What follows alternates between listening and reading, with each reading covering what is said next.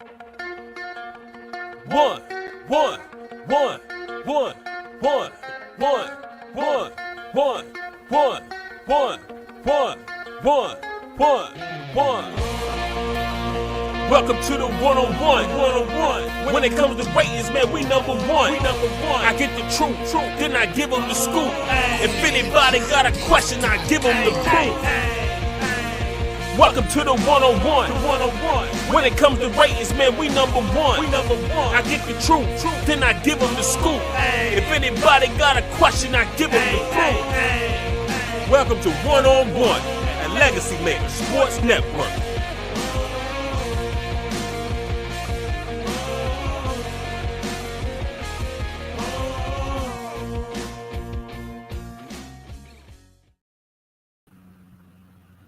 Welcome, ladies and gentlemen. We are here for episode 104 of 101 here on the Legacy Maker Sports Network. And at this somber moment, it is the final interview for our interview portion of season 4. And I'm excited because today we're going to end it on the right foot.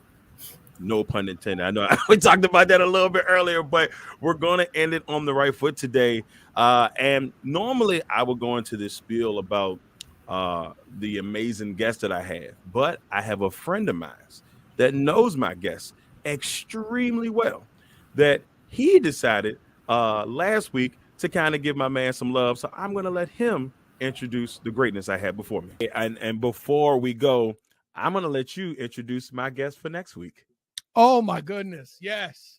If you want to see what complete talent looks like, it's not his beautiful beard is only where it starts, ladies and gentlemen.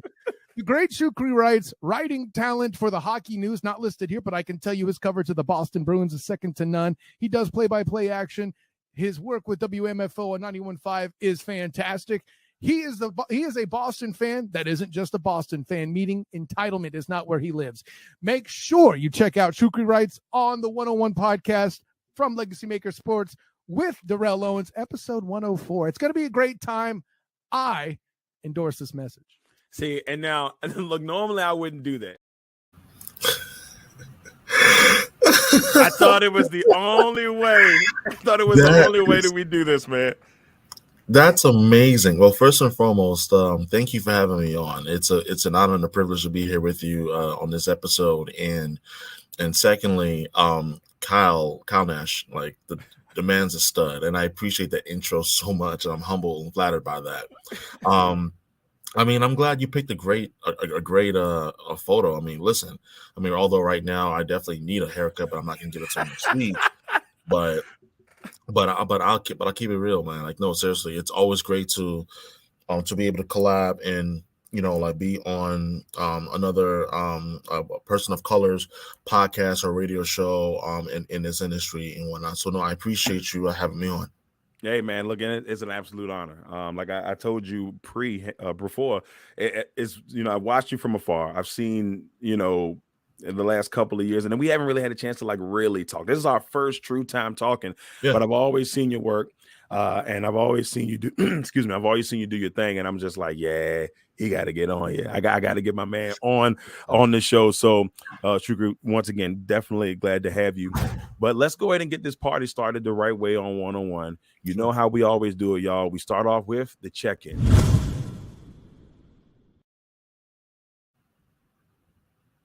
Shukri, we're going to start off with the check-in here, brother. And this is just a check-in on you. How's you? How's your family? How's your friends? How's life going for Mr. Wrights right now? I appreciate you asking. My life right now is really interesting on so many fronts. My friends are just amazing, and I'm talking about my extended family. Mostly, like they've been amazing, and life has been really just unbelievable. And I don't say that negatively in terms of it's been a very eventful month, to say the least. And I mean, right now, I'm in the midst of a massive transition where I'm leaving Boston. And just last night, my extended family, like they just decided that they were going to, throw a big like dinner party, quote unquote, at the legendary Kowloon's in Saugus, which is just north of Boston. So if you ever in Boston and you love exquisite Chinese food, you need to go to Kowloon's. It is owned by the Wong family, Mr. Andy Wong and the Wong family. Like, it's like, shout out to them. Like, they have been nothing short of incredible to me. And it's been like, how do I put it? It's been eventful. It's been a lot of just reflecting. And like, I think about just life, my career, and just that it's been so full of risk taking, and like having the balls to actually do something that very few people do or have been able to do. Right. I look back on it with such a great deal of gratitude, and for the first time, there is a piece of me that's not going crazy in terms of wondering what the future will look like. Because the one thing I've learned throughout this process, I don't know what the future looks like, Right. what's going to happen next. I don't control tomorrow. God does. So I think for me right now, I'm just taking it a day at a time. Just reflecting, just taking a step back and just really looking at everything. And like, my close friends have been really they've been just extraordinary. The love that I have received from so many people on social media.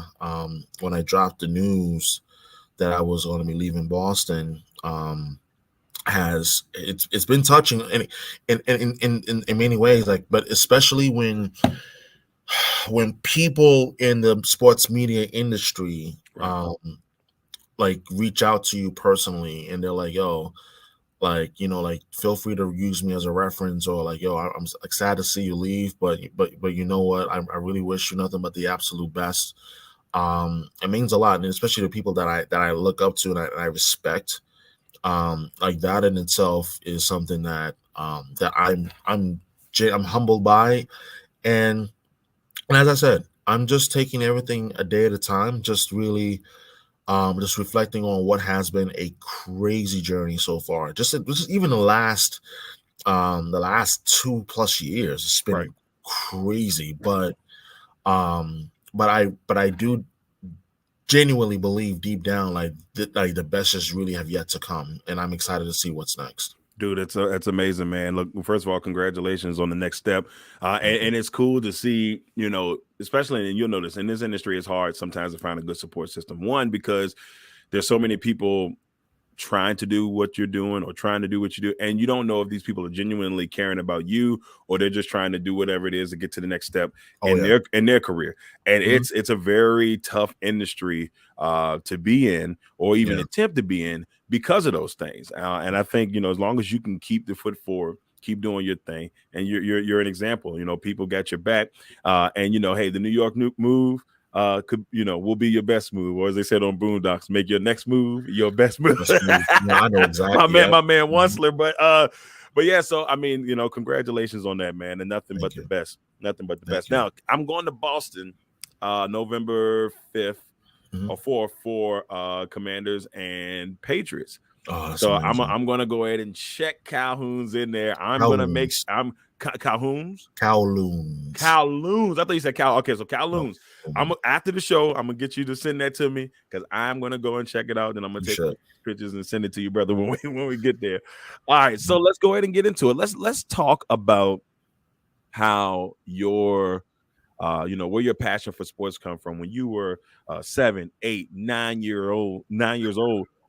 When did the moment that you said, man, I'm in love with sports, I love sports, when did that happen for you? That's a phenomenal question. And Darrell, like, I'm gonna really get into this one. Like, I'm gonna give you everything that I got with this question. Not that I wasn't before, but because, like, that question, like, it just opened up a massive soft spot in my heart, in which that maybe people don't really know, like, where it first started. But just yesterday, on Twitter, I tweeted out Like how like my dad is the biggest reason why I'm even doing what I'm doing now. And I say that with every bit of with fierce sincerity and passion, because I don't think he knew what he was doing when I was 7, 8 years old, growing up in New York, growing up in Brooklyn, New York. When every morning, him, my mom, both of whom are alive and well, thankfully, they'd be cooking breakfast for me and my baby sister, and my dad would turn on Tintin Wins. And in New York, like if you're from the New York metropolitan area watching or listening to this podcast, you will know exactly what I'm talking about. Like there are maybe 3 or 4, but there's 2 like major news radio stations in New York that everybody knows about. Like Tintin Wins and WCBS 880 being the other one, but for me it was Tintin Wins. So every morning my dad would turn that on, and I would hear the voice of Lee Harris or James Faraday, or the now retired Judy DeAndres, also Lee Harris, just retired recently as well. I would hear their voices in the morning, and like they're doing a news radio, and that was like my first introduction to radio, and it was like, oh, this sounds so fun, like to be able to hear them say, "Good morning. It's 8 a.m. on this Tuesday, November, blah blah blah. I'm Lee Harris, and here's what's happening. Transit and traffic on the ones. Here's Pete Torriello." Like, it was just so Right. amazing to hear that. I'm like, yo, this is so fun. Oh my God. Like, to just imagine just being able to just do that for a living. And then in the late 90s, I started falling in love with baseball. And the Yankees in New York at that time, they were the kings of New York. It wasn't close. There's no shade to the Knicks, because the Knicks had their extraordinary run of success in the 90s. But everyone in New York, in the New York metropolitan area, knew that it was Yankees in October. What were they going to do in October? Who are they going to play in the World Series? There was that. Like, I'm not saying this as like to be cocky or to be like an It was true. arrogant Yankee fan, but no, it's truly if you didn't live through that era, and I know that you obviously did, but if you didn't live through that era, you truly didn't understand. You wouldn't understand. But it was the truth. Like in the 90s and the early 2000s, it was literally the Yankees in the World Series every year, almost every year. Basically. Yeah, it was like from like 96 to 2000. From 96 to like 2001, like 5 times in 6 years. I would even extend it a little bit longer, because y'all there was 2003. Like 2003. Yeah. I mean, but you guys were amazing during that time frame. And it was true. Yeah. I think maybe 1 year they didn't make it to the World Series. It was 97. 97. They lost to the Indians in the first round in the division series, and then 2002 lost to the Angels. Both teams in both instances would go on to go to the World Series, respectively. But I fell in love with baseball, and I didn't know that it was possible to like talk sports on radio until the first time, and I'll never forget this, the first time I heard sports on radio in New York was WFAN, summer of 2004. I was 12 years old at the time, and it was me listening to Mike and the Mad Dog go at it. And for those of you that aren't old enough to remember Mike and the Mad Dog, ladies and gentlemen, sports talk as you know it now, I don't care what market you're in, it wouldn't exist without Mike and the Mad Dog. That's a fact. It would not exist without them, because they were the first, and like not the first, but they became the golden standard as to all sports talk shows are held, in terms of entertainment, in terms of being able to have the back and forth, and we all know of Mike Francesa and Christopher Mad Dog Russo, who obviously does his national work with ESPN and as well as Sirius XM Radio for many years now. Without those two, sports talk as we know it would cease to exist. So I started listening to them, and I was like, oh my God, this is possible? So at that point, at age 12, I was like, this is what I want to do. Like this is what I absolutely want to do for the rest of my life. And and it's funny that I say that because when I entered my freshman year of high school, and I remember this moment vividly. My mom and I talked about this, a few times in the past. When I told her what I wanted to do, she didn't support me initially. She was concerned about, like, I mean, are you going to be able to make enough money? Right. Blah blah blah. Like, when I go for something that's going to pay you like a great deal of money, I'll never forget what ultimately changed everything in terms of her. And now she is my number one fan. It's like she's like literally my cheerleader for everything that I've ever done, like career wise, and as well as my life. So fast forward to my junior year of high school. This is 2007, 2008 school year. Thanksgiving break. This is November of 07. I go to New York, and I just went to New York, go visit my dad and spend time with him. And I'll never forget the night. It was, I think it had to been like the night before Thanksgiving. I go to his job, and he asked me, like, what do you want to do? Because at that point, we all know when you get to junior year, you got to make decisions on terms of like, what do you want to do? Or colleges, if this is the route that you're choosing or whatnot, or the route that you're influenced to go towards, you got to make decisions. So I told my dad, like, I want to, get into sports, like radio, like, it's a media. And he's like, if this is what you want to do, then do it. But make sure that you put everything that you got into it. That moment absolutely changed everything. It changed everything because I felt like there was a major boulder lifted off of my chest, and it was like, okay, I know what I want to do. What do I do? Like, what major do I take? Journalism. I say, okay, this is what I'm going to do.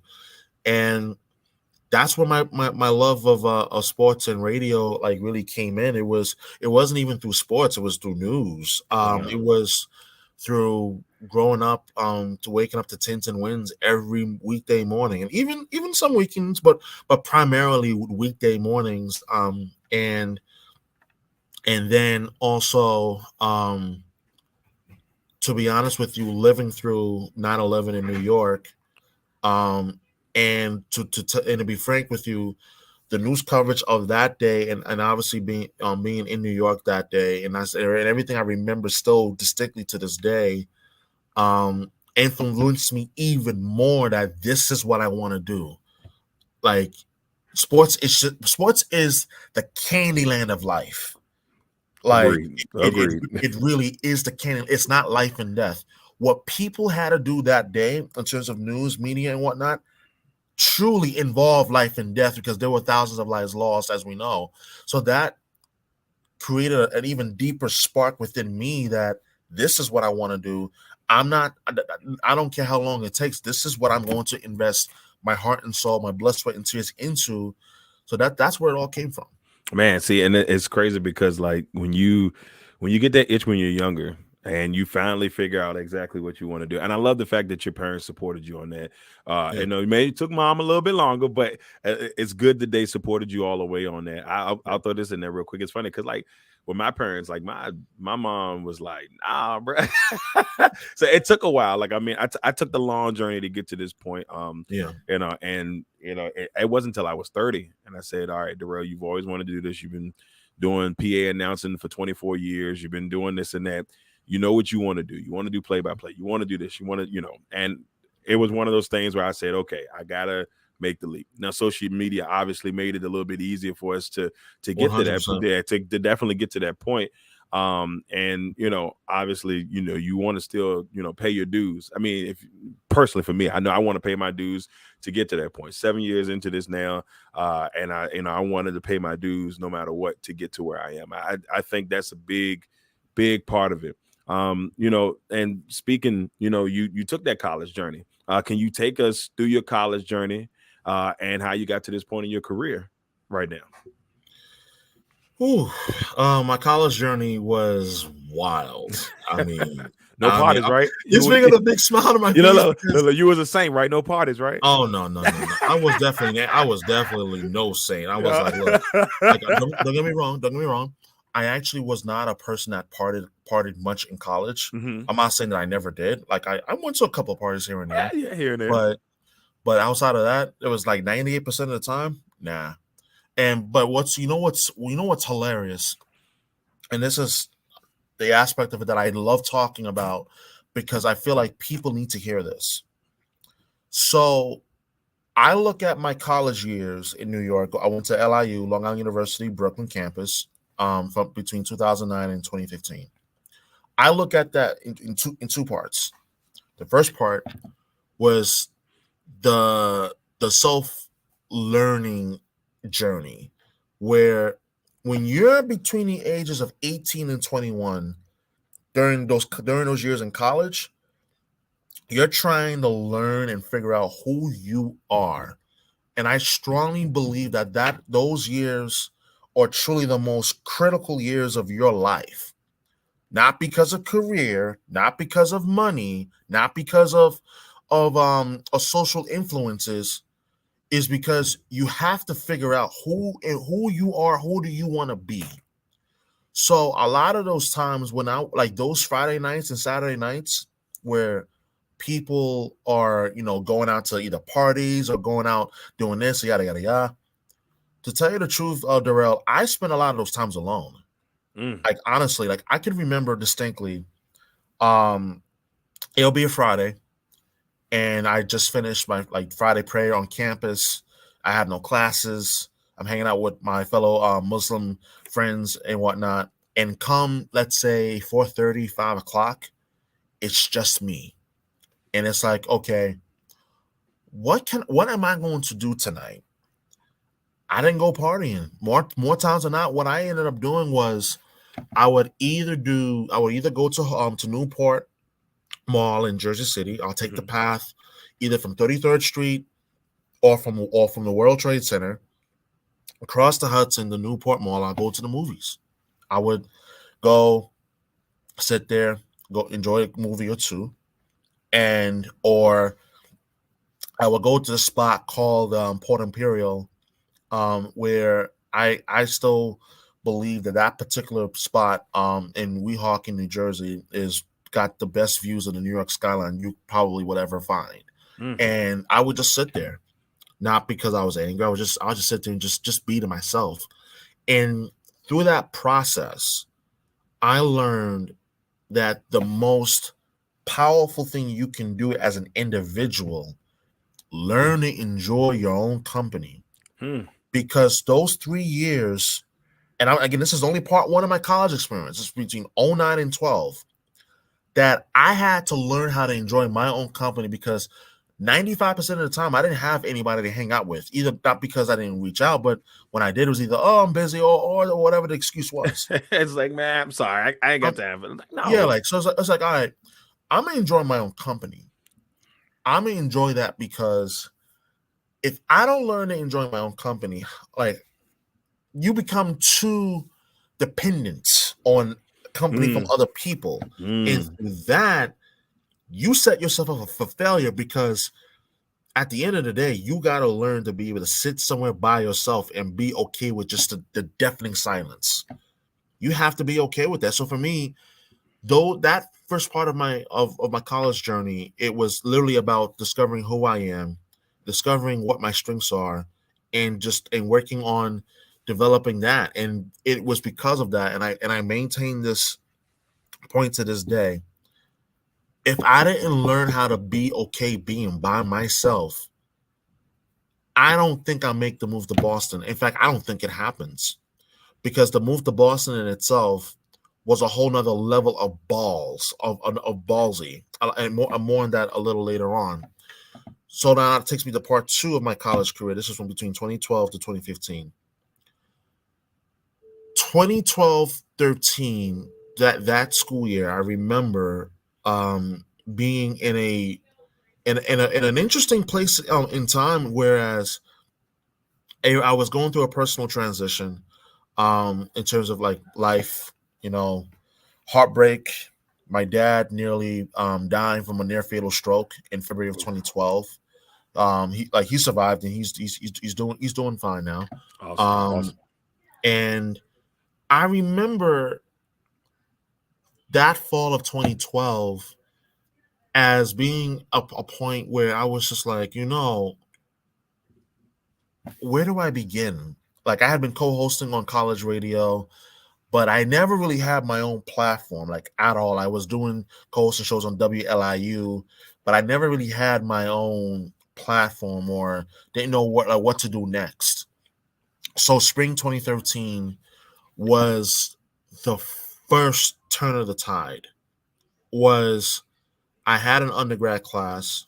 My professor was Joe LaPonte. He had worked in, I believe, in Detroit for many years, and that time, and this is going to ring a lot of bells for a lot of sports fans, but that time there was one major story happening in sports. I mean, there's a lot of stories happening at the time, but there was one that dominated the conversation. That was the Manti Te'o girlfriend hoax.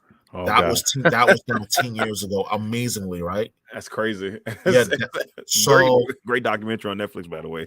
So yeah. So now I remember when the story really started getting traction, like around January of 2013, and like ESPN, all that time. This is when ESPN, in my opinion, was still truly at the peak of its powers in terms of sports shows, content, daily conversations, and so forth. And I remember my professor, after the spring semester of 2013 began, he's like, you know what? Here's what we're going to do. Because right now the conversation is about Manti Te'o. How will this impact his draft stock and everything else? We're going to work on this as a story. Like, we're going to practice as if this is a newsroom and that you're a journalist. So what we're going to do is that we're going to have a select number of students be credentialed to go to the NFL draft at Radio City Music Hall. Keep in mind, ladies and gentlemen, this is at the time, towards the end of that time, where the NFL was still doing the draft annually at Radio City Music Hall. And if you've never been fortunate enough to have gone to one of these, you truly missed out on an incredible opportunity and as well as experience. Because Radio City Music Hall for the draft, it's like a, oh my God, pinch me moment. Because you walk around, and I'm saying this from a perspective of being credentialed and being a college student at the time, but I remember walking around and seeing media personalities that I looked up to, like Jay Glazer was there. I remember rubbing arms with Eddie George. He was there. He took a photo with me. I still have that photo on Facebook somewhere. But I just remember those things. I was like, oh my God, this is like the first taste of sports media. Hell yeah, I'm in. Yeah, man. This is what I want to do. Like, so at that point, I just wanted to learn, like, okay, what are the mannerisms? How do I carry myself? How do I interact with other members of media? And I remember running into an individual who sadly just passed away, I think within the last couple of weeks. Bill Chackles. Who Kyle Nash was very much familiar with for, like, this is back like a decade ago now. I ran into him and I met him at the draft. And I just remember it was through him who I met. It was introduced to Ralph Garcia, and then later on Don Stokes, and then as well later on as Kyle Nash. And later on, like, John Doucette, who I all worked with NGN and then NGSC Sports during that time, where I was just doing internet radio shows. It was mostly about the NFL. Like 95% was about the NFL. The 5% was maybe a little bit of college football or whatever. So that was my first introduction to, like, radio, like doing internet radio, being a co-host and whatnot. So fast forward to the end of my college years. Like, this is spring 2015 now. I'm 23 and I remember, like, being inside of the library during finals week. And I remember just scrolling through, browsing while studying, and seeing an opportunity that caught my eye. Internship with ESPN New York 98.7 FM. And I remember I said this to myself, and I remember saying this loud. I'm like, you've got nothing to lose. Shoot your shot. You got nothing to lose. So I applied, took my time, applied, and I completely forgot about it. Like, God is my witness. I completely forgot about it. So I turn around. This was July. This is now in the midst of summer 2015. I'm walking around Coney Island one day. This was a Friday afternoon, and I remember it well. It was hot. Um, and my phone is buzzing from a Florida number, and I'm like, I don't answer numbers I don't recognize. So I'm looking at my iPhone, and I'm like, I don't know who this is. I don't Nah, know who this had to is. go to What voice that's message. Had to go to voice And message. right. And then not even 90 seconds later, I get another ring, but there's a voicemail. I'm like, okay. So I pick it up. Hi, this is so and so from Walt Disney. We got your application for the fall internship at ESPN New York, and we would like to schedule an interview with you. What? I'm like, get out, stop it. My heart is at this point. My heart is racing. I'm like, what? And at this point, I'm like, oh my God, I gotta call her back. I'm like, ma'am, I'm so sorry. I didn't recognize your number at all. Yes, I'd like to schedule an interview. Interview was scheduled, I think, about a week or two later. I don't remember exactly the date, but I spoke with the program director at the time, Justin Gregg, who's now the boss man at ESPN Radio, but he was the program director at ESPN New York 98.7 FM at the time. And I remember just being this frenzy, like, I know, I gotta tell him what I know. And then he smiled and decided to the phone. I remember him saying, Shukri, I know all the stats. I just want to get your thoughts. I just want to hear you. And I was like, okay. I'll slow down. Conversation went well, and by the end of that conversation, I'm just like, I want this so bad. This is the same station who I at that point for several years, listened to when I did WFAN. This was a station I listened to with Michael Kay, Don LaGreca, Alan Hahn, like just a number of personalities I listened to religiously. And I'm like, man, I hope I get this. So I'm praying. Now, it's like late August. I'm like, I haven't heard anything. So I'm just like, I got to hear something.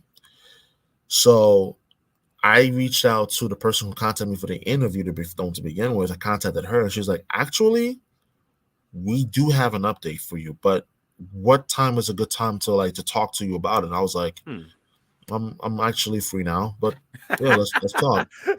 She was like, listen, so we did make a decision, and we actually want to offer you the opportunity. And my jaw, sitting on the B-26 in Brooklyn, New York, my jaw dropped. Like, I was like, is this for real? She's like, yeah, we want to offer you the internship. And at that point, I'll never forget just feeling just so euphoric.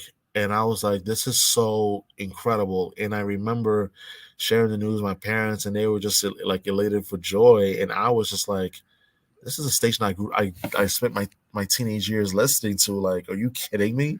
Like, this is insane. So yeah, like that internship, for those 3 months, like, was probably the most fun 3 months of my life so far. And that was my first taste of what working in a radio station is like, and what that would entail, and all of the hard work that goes on behind the scenes, and as well as like on the mic and whatnot. So that was my college journey for you, like in more ways than one. Well, it's crazy because, like, there's nothing like that feeling you get, especially you were talking about when you were at not Radio Row, but when you were at Music City Radio Yeah. Hall. And there's nothing like that first feeling when you get into that first big event, and they're like, hey, and you're trying to figure out where do I stand in this? How do I make this work? How do I, network?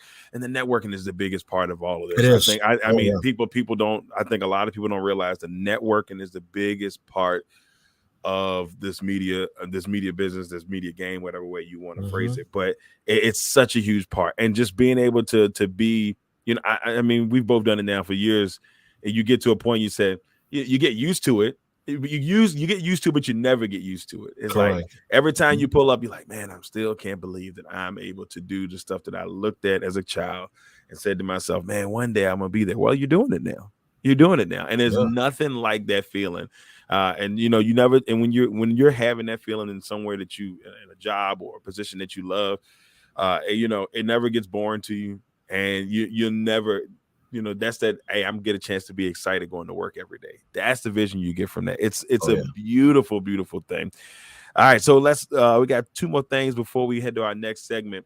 First, let's talk about how you know your current career. You know, you're doing a little bit of everything now. I'm not even going to try to I'm not even going to try to you know, individualize it, because you got so much going on. You do play by play. You're on the radio station. You know, you write. You do a little bit of everything, Shukri. Just kind of tell us about your career right now. You know, you do some play by play for ESPN Plus. I could go on and on, but just give us a little bit on your career right now, and just how things are going on that. I've been blessed. I really have. I really cannot complain at all. Like I've gotten to the doorstep of places that just even 4 years ago I couldn't have possibly dreamed of. And I want to actually start by talking about like just the journey that is taking me up to this point, because I think there is something to be learned about the journey that one goes through and undertakes in order to reach a level of greatness. And for me, as I am now in my final days living in Boston, I look back at 4.5 years ago, in the spring of 2019. At that point, I had been living in Boston now for a little more than 2 years, and I was just not in a happy place. Like I didn't have any of what I have now, or what I've been blessed with. Mm-hmm. Um, and I'm like, what the hell? Like, what am I going to do? Like, where where is this taking me? Like, how am I going to get to this next level? How am I going to get to this place? And I just remember this one conversation I had with someone who I was dating at the time. And I remember the one thing that she said that really stood out, and it stood out big time. And she said, you know, if you really want to do this, you need to be reaching out to people who are already doing what you do, because there's more than one window to a house. Hmm. And that stood out to me, like above everything else she said in that conversation. But that aspect, that advice, I took and ran with it. And we got back into Boston on that night, because we went up to New Hampshire. We got back to Boston that night, and I remember cracking open my laptop, and you know, I sent out DMs to people who are working in the industry. Only one person got back to me. Only one. That one person is the radio voice of the New England Patriots on 98.5 The Sports Up. He was the only one that got back to me. Hmm. And he quickly became my mentor in more ways than one. I remember this other advice that also came about later that spring. It was like around maybe May or June of that year, 2019. I remember he was telling me that, you know, because at that point I was like, you know what, I'm thinking about leaving Boston. At that time, I was thinking about it then. But he was like, you know, why don't you look into community radio stations? Why not look into those radio stations in which that community members can be a part of, and see like what's there. Host your own radio show. Get all the reps you can get, because it's about reps. Right. All the reps you can get, and just take it from there. And through, amazingly enough, I'm on Facebook, and a good friend of mine, Pete, he's live streaming on Facebook Live his radio show, WMFO. And I was like, oh. So I Google it, Medford. I'm like, this is just right outside the city. Right. Look into it furthermore. oh, I need to reach out to the program director. Okay. Reached out to the program director. They got back to me about a couple of weeks later. And they were like, hey, so if you want to host your own radio show, you're going to have to go through like trainings, etc., blah, blah, blah. And I was like, all right, let's go. And went through the trainings, went through everything, passed the test with flying colors. They're like, congratulations, you have your own radio show now. And that was my first, oh my God, moment where it was like, shoot, you're now a radio host. It hit me like on the air. People can listen to you like wherever. And it's like, it hit me hard. It hit me hard. And it really dawned on me then, like shortly after, my now late uncle, I remember him distinctly telling me, like, Shu, you do understand, you do have to realize that there are a lot of people who never even get that chance to even host their own radio show. And you did that. And I just remember hearing the joy in his voice and my mom's voice. That was her brother. I just remember hearing the joy in their voices. It was just like, wow, okay. And then at the end, I remember him telling me, like, don't stop now, don't stop, because there's still more. You got to go. You Right. still, yeah, but this is huge.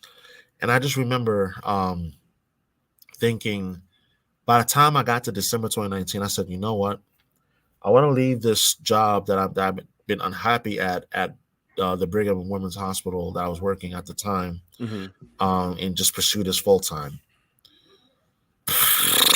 Man, if I knew then how hard it is, I don't think I would have made that move. But in January 2020, at this point, I have free time on my hands. I'm like, listen, I'm gonna do 6 a.m. shows. I'm gonna hustle and bustle and bust my ass to do this. And then Sunday, January 26th came around, and I'll never forget what I was and what I was doing that very day. It was Sunday, as we all remember, and I was actually on my way to a very important meeting at WMFO for plans for that spring of 2020. Little that we know at that time just yet. Oh yeah, 2020. And I remember getting a DM from a good friend of mine who I grew up with in New York. And he was like, yo, Shu, Kobe died. And I'm like, what? I'm like, dude, what? don't joke around. That's not funny. I'm not laughing at all. Like that's just not funny. Like, so I get on the bus at Harvard Square, and my phone starts buzzing. Breaking news. There is reports of Kobe and his daughter and 7 others perishing in a helicopter crash in Calabasas, California. I'm like, yeah, man. I remember this moment. This moment is frozen in time in my head. People on that bus getting the same notifications, and they were like, "Oh my God, Kobe died!" And I just remember just being frozen in shock. That day, where I'm on my way to that meeting for the radio show at the radio station, and I'm like, Kobe just died. And I get off the bus at my stop, and I remember getting there, and I told people, I don't know if you guys know, but Kobe just died. Kobe Bryant just died. It's crazy. It's still crazy. And it's still crazy. It's even 3 years later, and even though like his 45th birthday just came and went, but it's still crazy. This thing just 3.5 years later, like, man, that day and that radio show that I did, the tribute to Kobe that week, was probably one of the 2 most proudest radio shows that I've done. But it was hard. Like, I'm not gonna lie. Like, I remember crying for days. Like, I no shame in honestly admit I was crying for days. Like, it was just so tragic. There was no way that no one who was alive at that time was not impacted on some level of Kobe's Yeah, death. it put you in a funk, really, It really did. because I remember when it happened, I was covering the University of Richmond women's basketball. They were taking on Davidson, and I was about to go do my halftime report. Do like a little halftime report and post it on our page or whatever. And as it was going on, I was sitting on the side and I see it and I said, "Whoa!" And I said, "That ain't real." Then I got people like you said just hitting me up. Darrell, is this true? I'm like, I'm finding out like y'all are finding out. I don't know. And then as I had to do my halftime report. We ended up talking about that, and I think to this day is like it was like the start of what was going to be the next weird couple of years. And I got something for you on that right now. So I remember, like, after that, it was again like people were just in a funk, in just this weird headspace going into like in February of that year. Like me, I was still trying to like bust my chops and everything to just try to like grind and like make it. And then March rolls around, and at this point, this is like the beginning of March. We started hearing, like, at least for me, I started hearing little whispers about COVID. I'm like, okay, like whatever. Yeah, right. Like literally thought nothing of it. And then okay, whatever. And then I started hearing more and more and more whispers. And I'm like, okay, what the hell is this thing? But at that point, I had no reason to be worried. I'm like, what the hell am I worried about? Yeah, right. Like, so okay, now we're not nowhere near here. We don't care about that. Like, yeah. Now March 11th comes around, and I'll never forget this particular night, specifically for a reason. I'm on my way to TD Garden for a work shift because the Celtics had initially been scheduled to play the Friday night, that Friday, March 13th. They had a home game. And I was on my way there to work an extra shift just to pick up some extra money or whatever. ESPN breaking news. I'm on a FaceTime call with someone I was talking to at the time. Breaking news. Rudy Gobert has tested positive for COVID. NBA season shut down indefinitely. I'm like, what?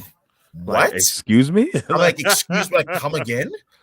And I just remember just being in a state of shock. And I walked into TD Garden, and I tell my colleagues, like, guys, I don't know if you guys have heard the news, but Rudy Gobert just tested positive. And Adam Silver has just suspended the season indefinitely. And people were looking at me like, okay.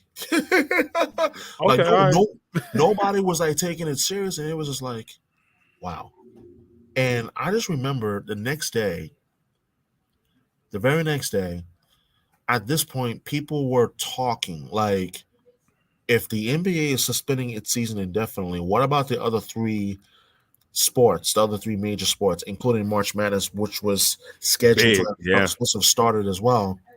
And I went to the radio station because something told me that, by the way, what you should do is go to the radio station, go on air, because something major is about to happen. And I went on air. I was talking about the Rudy Gobert situation, the NBA and whatnot. And I remember getting the notification because I was following it live on the show. Breaking news: the NHL has decided to suspend its season indefinitely. And then it was MLB. And there was, because those were the three leagues that were in season at that time. Right. March Madness announced its canceled the tournament. And I was on the air for 2 hours. And I just remember by that point, I was like, yo, this is getting real. Yeah. And I leave the radio station, and I'm talking to someone at that time that afternoon, and I get an email from the program director. Hey, I really hate to be the bearer of bad news, but we're going to be shutting down the station indefinitely as of tomorrow night. And I'm like, what are you talking about? What do you mean, sir? Like, we're shutting down the station. No one will be able to have in-person access. And that's when everything came like crashing down in terms of just the reality. So at that point, I was like, this is real. This is not good. And now we're talking about places starting to shut down, like in just everything. And at that point, it was hard. It was a really bitter pill to swallow. And I thought about this yesterday. I think it was either yesterday or the day before, but I remember thinking to myself, you know what? This pandemic that just happened, I think, and this is going to be controversial, but I'm going to say it anyway, but I think this was actually the best thing that could have happened to me.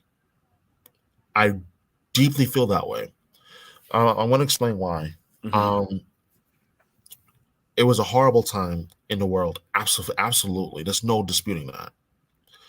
It was really rough in terms of people for mental health. I know because that was my first thought of my first time dealing with anxiety. But what came from that period was a discovery of how to create content in terms of podcasts. Yeah. And networking with people, because everybody was sitting in our homes at that time. No one was going anywhere. Sports hadn't even returned yet. No. So broadcasters and so forth, everybody's sitting in their house. So one advice that I got was start a podcast, talk to people, reach out to people. And I did. And I spoke with Bob Sosi, the radio voice of the Patriots. I spoke with Bob McElligott, the radio voice of the Columbus Blue Jackets. I spoke with Brian Anderson, the TV voice of the Milwaukee Brewers, NBA on TNT, MLB on TBS. I spoke to him on the pod, Damon Amendola. The list goes on throughout the pandemic, the shutdown. And I just remember like thinking, man, these people are actually listening. And I had one of them, in fact, Brandon Anderson flat out told me, like, dude, you're doing a terrific job, man. Like you accomplished a lot so far in a short period of time. Keep it up.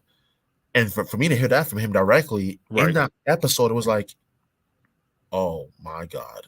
Okay. So I just kept going.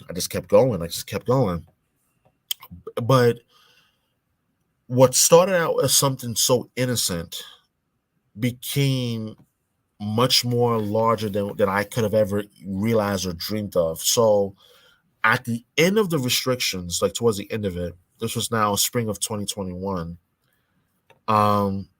One afternoon, this was just because I was going to Bruins playoff game against the Islanders. It was the first game at full capacity, or basically near full capacity at the Garden, where people could stand shoulder to shoulder, but you still had to wear a mask inside, per city of Boston.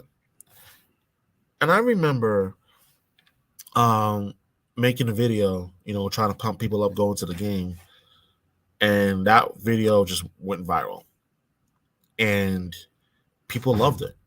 And I was like, listen, I'm just a fan. I'm just someone. I just love the Bruins. Right.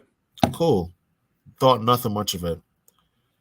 And then after that, it just led me to doing another video. Now went viral again. And I'm like, okay, there's definitely something here.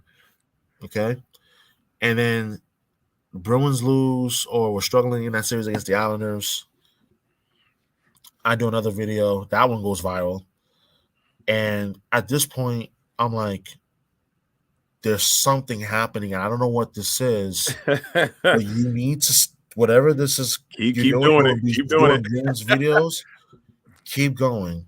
Not long after, someone reaches out to me and said, hey, I have a friend of mine that does a national show for Sports Map Radio Network, which has over 100 affiliates nationwide. And I was like, oh, really? He's like, yeah, I think you should reach out to him, like, get your chance to do, co-host a national show and whatnot. I'm like, yeah, I'm going to do that. And I did. And the rest is history. And then after that, I still continue to do more content and whatnot. And so much so that now media outlets have started writing about me when I said that I think Sweet Caroline should be banned from Fenway Park. That one was like a wow, this radio station is now writing articles about me. Okay, say less. So now at this point, I'm just continuing to create more and more and more content and things along those lines. But then after that, it was just a continuation of just more and more and more, like things that were just happening like to me and for me, and now people are now approaching me in the streets, where it's like I'm dead serious. Like people are like, "Are you so and so? Oh, you that guy from Twitter?" I'm like, "I have a name. Yeah, the guy Like from Twitter. I have a name. learn my name, please." And at first, I was just like really like overwhelmed by it all. I was like, "This is crazy," um, and it just became like pretty surreal. Like people were now recognizing me in the streets, like and things like that.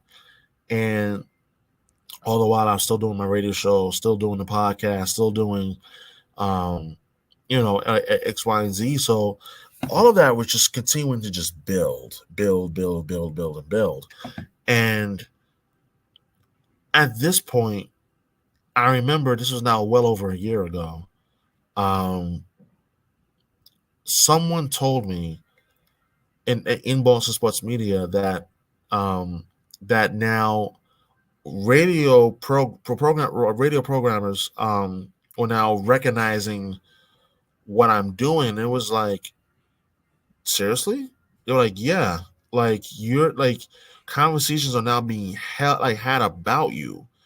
And at that point it was just like, okay, um I'm just gonna keep doing what I do, Right. because like if you're going to if you're gonna make it in this industry, you gotta be willing to put yourself out there. You gotta be able to be willing to like create content 100. and whatnot, and not be afraid like to do that.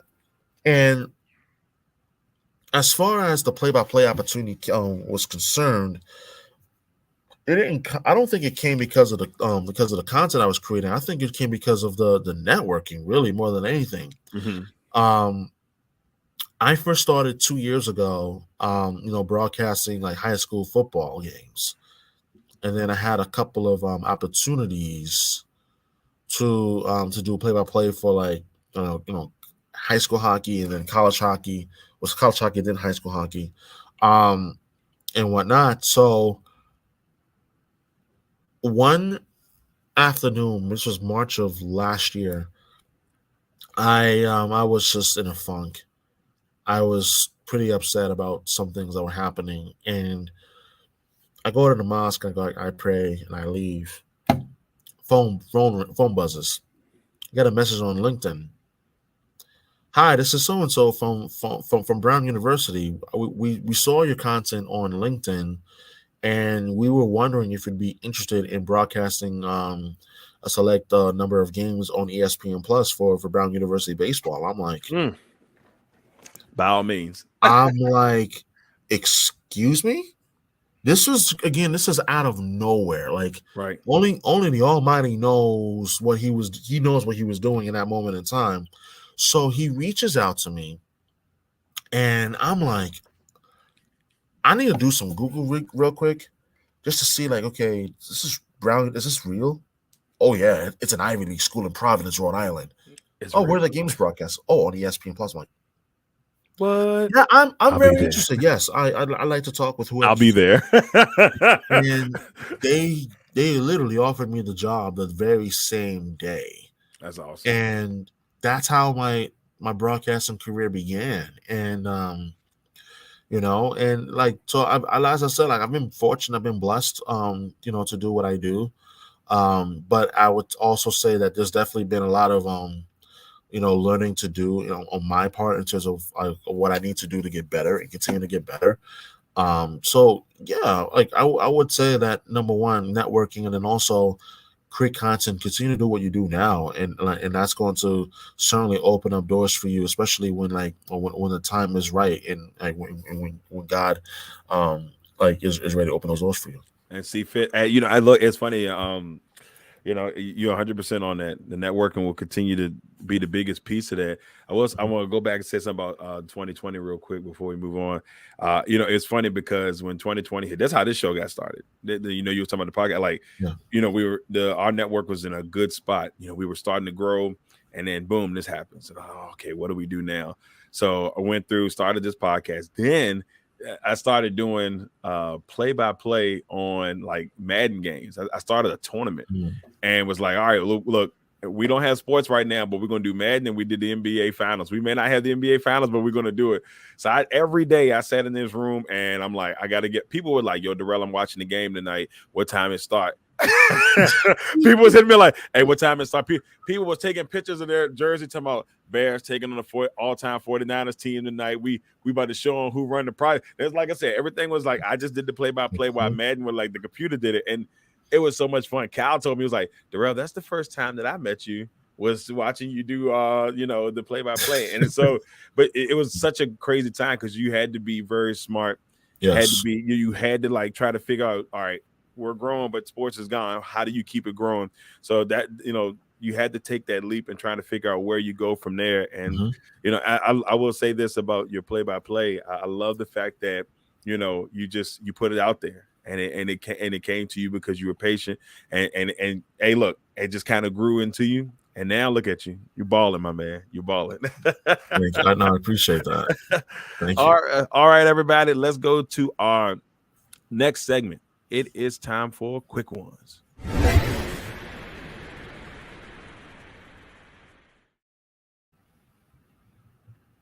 You ready for the Shukri Wrights version of quick ones here on 101? He says he's ready. I'm ready. I'm ready. I'm like, all right, bring it on. I call them layups, but some people be like, those ain't layups. All right, but the first one we got, your favorite sports moment, Shukri. What was your favorite sports moment? Favorite sports moment. I gotta go with, man, that's a tough one. That is a tough, there's so many of them, but like if I have to pick one, it would probably be Game 5 of the 2001 World Series, Diamondbacks Yankees, bottom of the ninth. Scott Brocious hits a game-tying homer in the bottom of the ninth of that emotional World Series. The best one that I've seen in my lifetime, even though the Yankees lost that World Series, but it's still by far the best one I've seen in my lifetime, considering that this was directly in the shadow of 9/11, right? And all of the recovery efforts are still happening at ground zero at that time. And just being an emotional time for not just only New York, but as well as for the country. So yeah, I would say that for sure. Like just because it happened on back-to-back nights. The night before, it was Tino Martinez who hit the tying home run in the bottom of the ninth, and then Derek Jeter, missing November, was born shortly after midnight in Game 4, which led into like the very next morning. It was on Halloween, and then went to November 1st. It was the first time that November baseball was being played. But Scott Brocious homer was shocking because no one expected it to happen again back-to-back nights, no less in the World Series. But it did, and that was at Old Yankee Stadium. So I'll definitely have to say Game 5 of the 2001 World Series, Scott Brocious. Scott Brocious. There's a toss back. Tino Martinez, former Mariner, throw it out there real quick. I mean, even though we most people know him for his Yankee days, as a former Mariner, I was a big Tino Martinez guy when he was there. So I love it.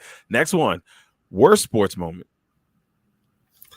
Worst one, man, I gotta go with that's brutal. That's brutal. 04, the 04 Yankees. It's not even close. The 04 Yankees, the 04 ALCS, blowing a 3-0 series lead to the Boston Red Sox. Yeah, I'll leave that. One. Yeah. I understand completely. I don't want to drag up too many memories. Next one, favorite athlete of all time. Favorite athlete of all time? I like Jordan a lot. I love Jordan.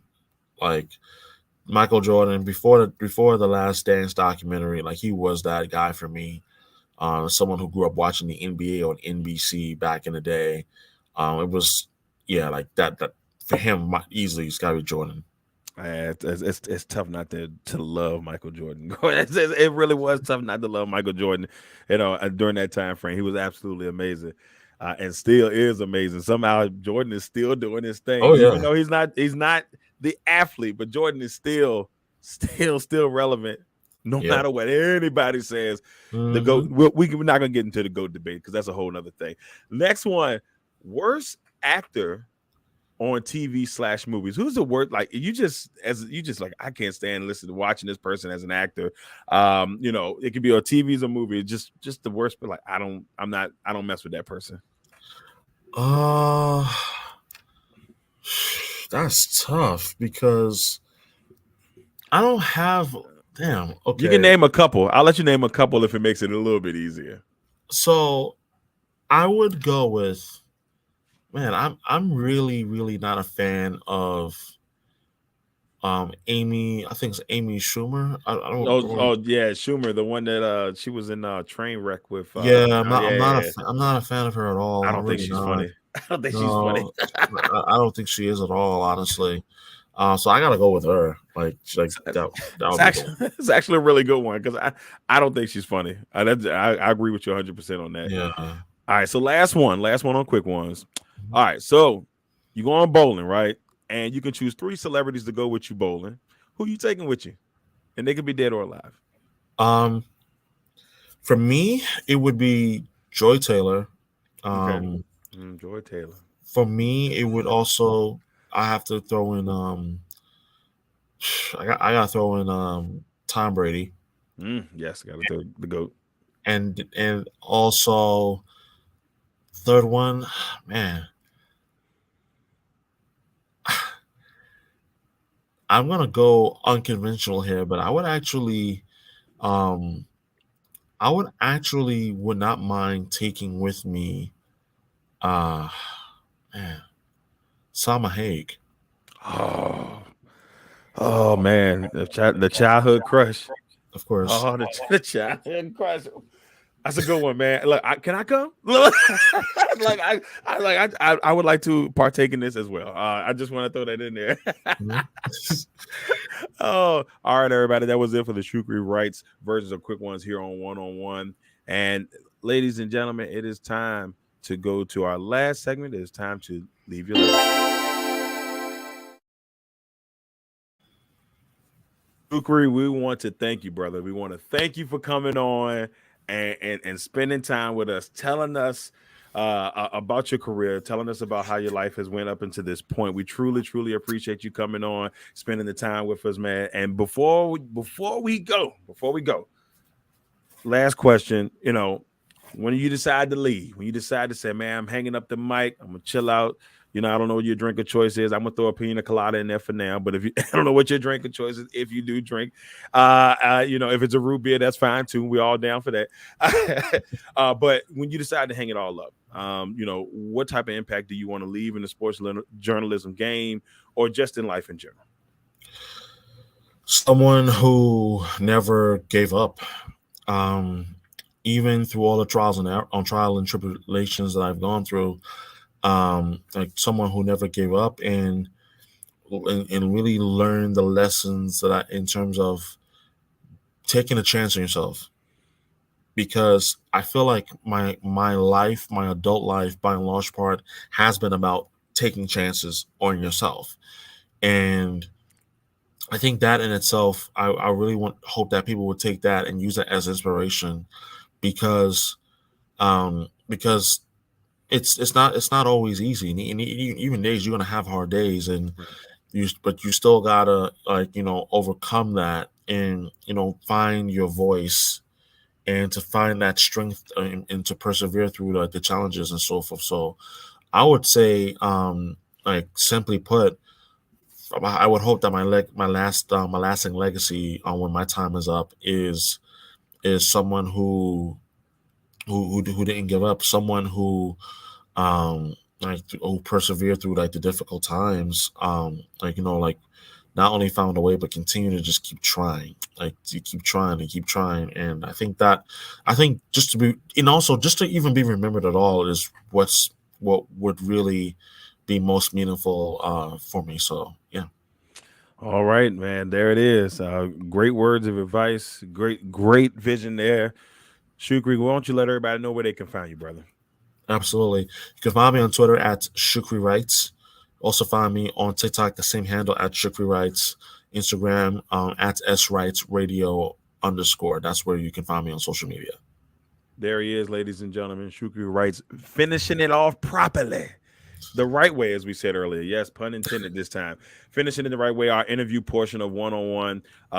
It's been a fun season, or a fun part of the season. And as you know, ladies and gentlemen, we are about to transition over to our 101 power rankings in the NFL. That'll start next week as we start to do our power rankings every week up until the end of the NFL season. Very excited. Last year I took a lot of heat. People didn't like the way I was doing the power rankings, and they told me I was cheating. They was like, "Oh, Darrell, you're just going by the records." I was like, "Yeah," because I feel like the record is the most proper way. But I still did the rankings within it. It just wasn't enough. People didn't like the way I was doing it. That's fine. It is what it is. But it's my power rankings. You got yours. I got mine. But with that being said, we're starting back up. It'll be the first day of the regular season. That power rankings will come to you at 6 p.m. Once again, our man Shukri Wrights. Thank you, Shukri. You are the man. Thank you for finishing this all properly, brother. My pleasure. Thank you, Darrell, for having me on. It's been a blast to be on the podcast episode with you today. Thank you, brother. I appreciate it. That's it, everybody. This has been episode 104. We'll be back for episode 105 and our third year of the NFL Power Rankings. I'm Darrell Owens, Legacy Maker Sports Network. Legacy Maker, the All Sports Network. One.